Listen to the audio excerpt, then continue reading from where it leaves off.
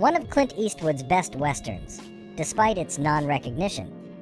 Two Mules for Sister Sarah follows a loner gunslinger who stumbles upon a gang of thugs assaulting a nun. He saves her, and, assuming she needs protection, lets her tag along with him. As it turns out, however, this nun is tough and doesn't need protecting. Functioning somewhat like the buddy action movies of the early 80s, this explosive and occasionally hilarious western is a forgotten gem. Sergio Leone's last directed spaghetti western may not reach the heights of The Good, The Bad, and The Ugly, or Once Upon a Time in the West, but it's still a masterfully directed and action-packed adventure worthy of anyone's time. It takes place during the Mexican Revolution and sees an Irish explosives expert pairing up with a selfish bandit to rob a national bank.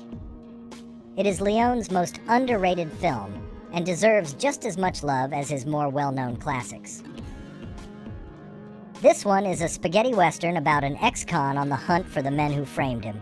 Coincidentally, he arrives in the town where his targets reside on the same night that a terrible storm rolls in. Revered for his gothic horror films, Antonio Margheriti directs this western with a dark and off-kilter approach reminiscent of his scary movies. Klaus Kinski's vengeful gunman stalks his targets like a slasher villain, and the piercing score is full of shrill horror stings guaranteed to raise the hairs on your neck. Explosive Spaghetti Western is centered around a Union colonel tasked with reclaiming a fort captured by the Confederacy during the American Civil War. Due to the higher-ups declaring it a suicide mission, the only men the colonel can find willing to help him with the job are war criminals. Essentially, a Western spin on The Dirty Dozen, the film doesn't have a whole lot of depth, but it more than makes up for it with loads of exhilarating action, some of the best featured on this list. And James Coburn turns in a typically badass performance as the leader of the ragtag mercenary group. Speaking of The Dirty Dozen, this next Western was directed by that classic war films director, Robert Aldrich.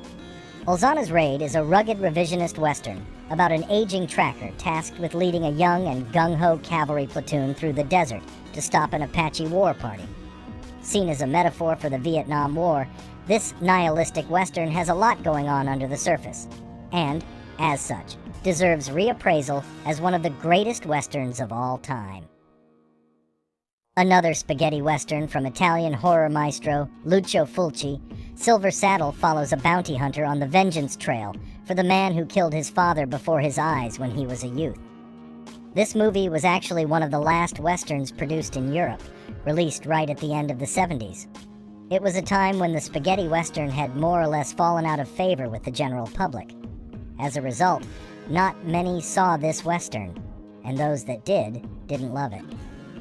Looking back at it now, however, Silver Saddle has lots to offer Western fans. The film is somewhat like a Western-tinged precursor to Sylvester Stallone's First Blood, as it deals with a war veteran traveling to the home of a deceased friend and getting in trouble with hateful townspeople, vicious outlaws, and crooked lawmen along the way. The hero reluctantly slips back into his role as crackshot gunman in order to deal with his enemies. All in all, California